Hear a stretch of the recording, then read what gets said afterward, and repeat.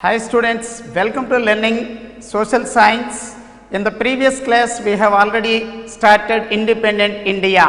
In that already we have discussed about first general elections, second general elections and third general elections.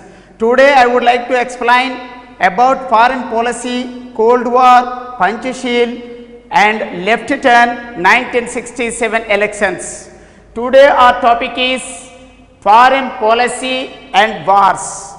When India became independent, we know very well India became independent in the year 1947. When India became independent, then the world entered into Cold War. What is meant by Cold War? Cold War was not a direct war. Cold War was not a physical war. Cold War was occurred in the entire world between 1945 to 1991. Nearly more than 45 years this Cold War came and existed in the entire world after the completion of Second World War. We know very well 1939 to 1945 this was the duration of World War II. After the completion of the World War II, the Cold War came and existed in the entire world.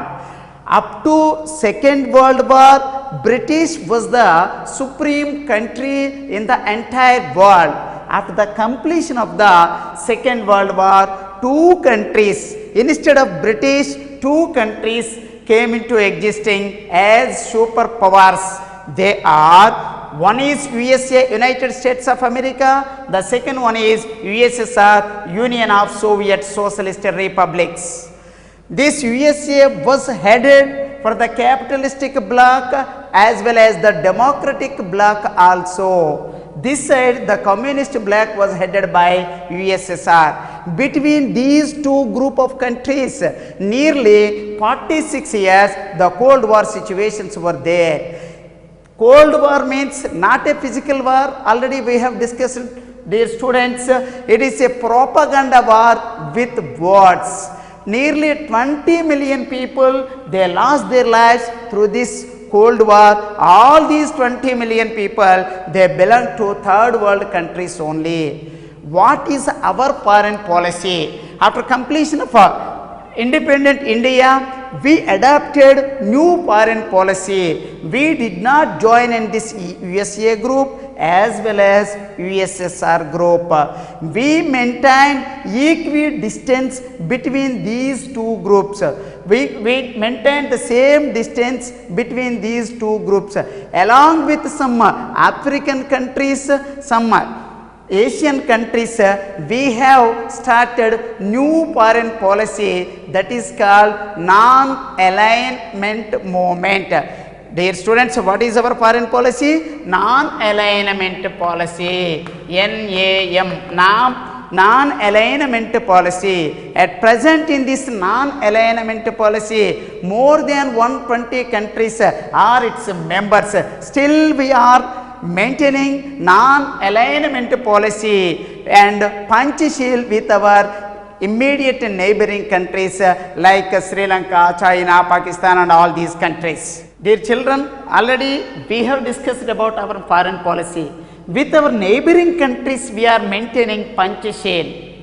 What is meant by Panchsheel? Panch means five, Sheel means principles. We are maintaining with our immediate neighbors all these five principles. What are the five principles which are there in our Panchsheel policy? The first one is mutual respect for each other's integrity and sovereign. Mutual respect, integrity and sovereign. We should respect their integrity, they should respect our integrity. They should respect our sovereignty and we should respect their sovereignty. What is sovereign? Every independent country has its own sovereign power. Sovereignty means supreme power. No other country will not impose their own opinion on our country. That is the sovereignty power of our country. We can take our internal, external decisions with our own mind, that is called sovereign. For example, India is a sovereign country from the 1947 onwards. Even though we are the member of G20, we are the member of United Nations of Organization, we are the member of SAARC, SARC, even though we can take our own decisions about internal and external affairs also about our country, that is the supreme power, that is called sovereign. The first principle in the Panchsheel is mutual respect for each other. We should respect their integrity, they should respect our integrity, we should respect their sovereign, they should respect our sovereign. The second one is mutual non-aggression. We should not aggressive towards that particular our neighboring country. At the same time, they should not. That is called mutual non-aggression. Third one is mutual non-interference in each other's matter. So there, for example, we take any China, Sri Lanka or Pakistan, Bangladesh or any country, all these are the neighboring countries to our. Their internal affairs, we should not interfere in their internal affairs. At the same time, they should not interfere in our internal affairs. The next one is equality and mutual benefit. Both these countries or all these countries, they should try to work to get mutual benefit. In this mutual benefit, almost all the countries they are getting equal benefit. The last one in this Panchsheel is peaceful coexistence with our neighboring countries. Once again, children, mutual respect for each other's integrity and sovereign. The second one is mutual non-aggression. The third one is mutual non-interference in each other's affairs. Fourth one is equality and mutual benefit. The last one is peaceful coexistence. Even though we are maintaining this peaceful coexistence with other countries, we did not join in this Cold War situations, even though we have faced a number of wars in the years 1948, 1965, 1971 and 1998. In all these years, we have faced wars with Pakistan. And also in the year 1962, we have faced war with China. Even though we are maintaining all these coexistence, all these mutual respect, even though we faced all these wars in different years. Dear children, our next subtopic is the succession. What is succession? Do you know, children, who was the first Prime Minister of our country? Jawaharlal Nehru. From 1947 to 1964, he worked as the Prime Minister of India.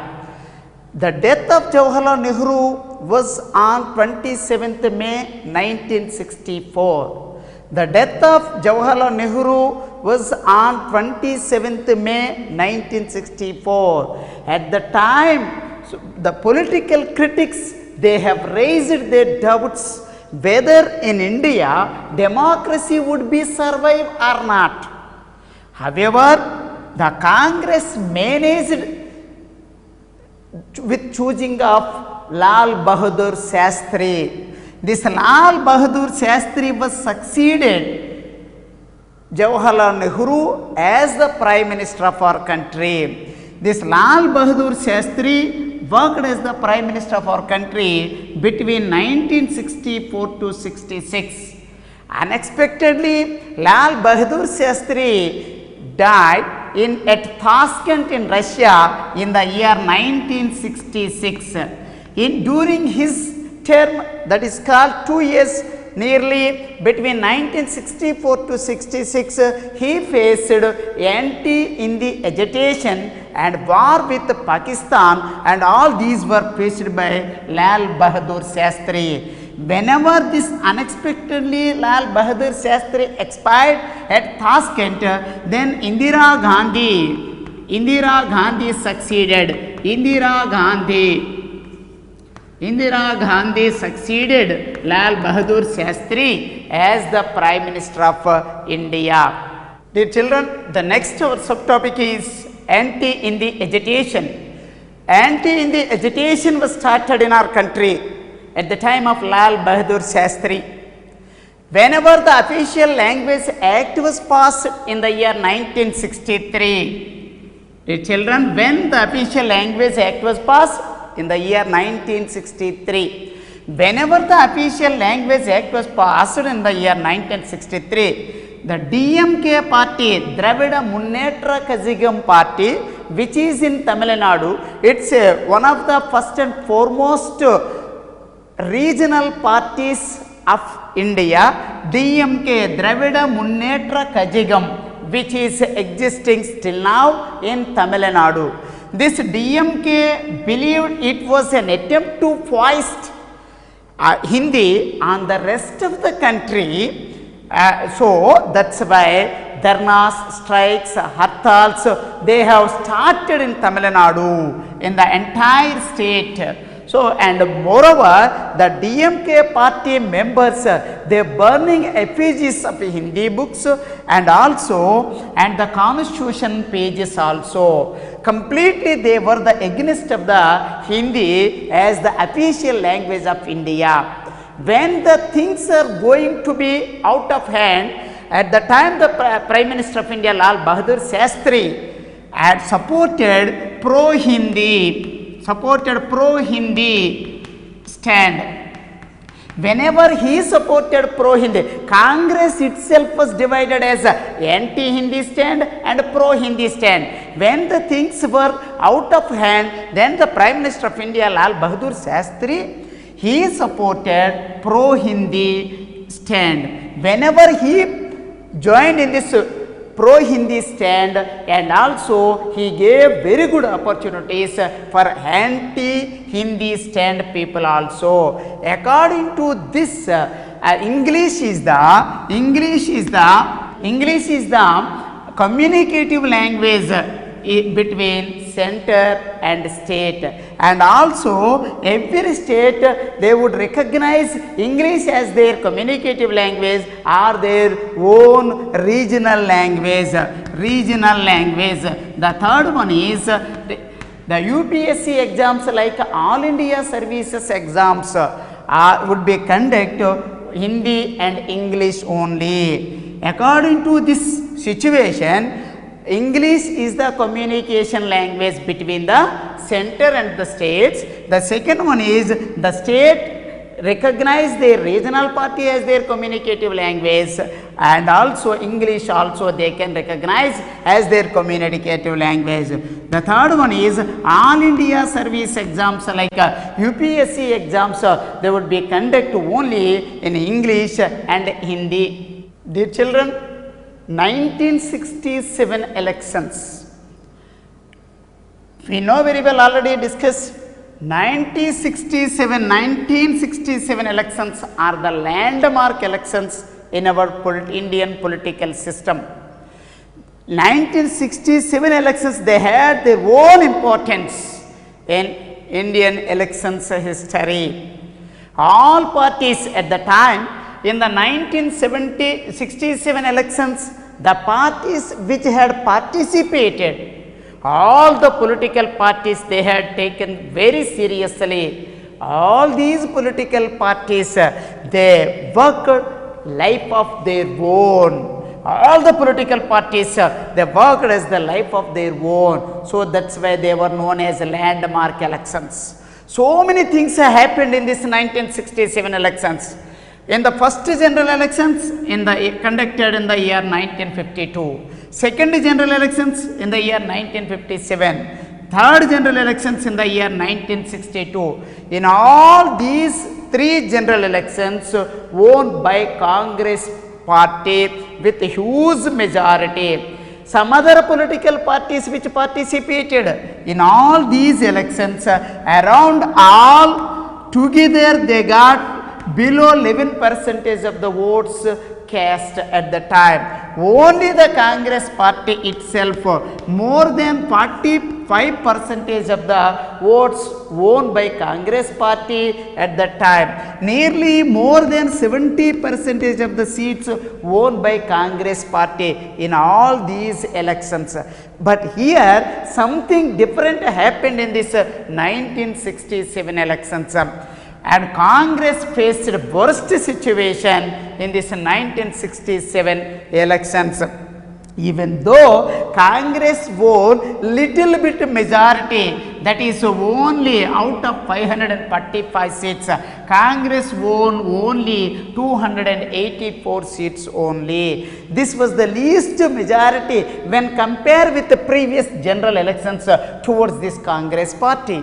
Assembly elections also, in assembly in different states, for example Bihar, Uttar Pradesh, Rajasthan, Tamil Nadu, Assam, Odisha, in all these states Congress was defeated.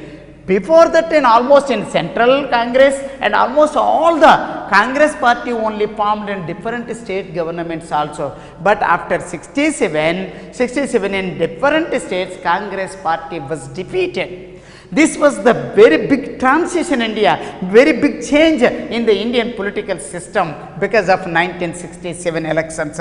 It was a challenge to the Congress party. In first three elections, no other party was nearer to the Congress party. But here, slowly one after another political party in different areas, in different states, they strengthened and they challenged to the Congress party also, and Congress allowed at the time and allowed the victorious to form the government in different states.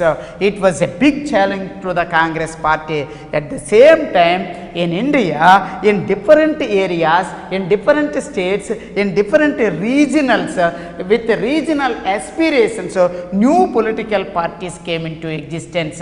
Instead of Congress party, some SVDs, Samyukta Vidayak Dal, it is a coalition governments were formed in different states. What is coalition government? Coalition government means if there is no full majority to a single political party to form the government at central level or the state level, then more than two political parties come forward to form the government at the central level or state level. That is called coalition government. All these SVDs, instead of Congress party, in different states, in many states, this new coalition governments were started that were known as Samyukta Vidayak Dals were started to against this Congress party. But some problems were also faced at the time in this Samyukta Vidayak Dals because it is a coalition governments. Different political parties were joined, different principles were there in that political parties. So there was no something they faced common agenda problem also. Instead of Congress party, Samyukta Vidayak Dals, coalition governments were started in different states. Already we have discussed.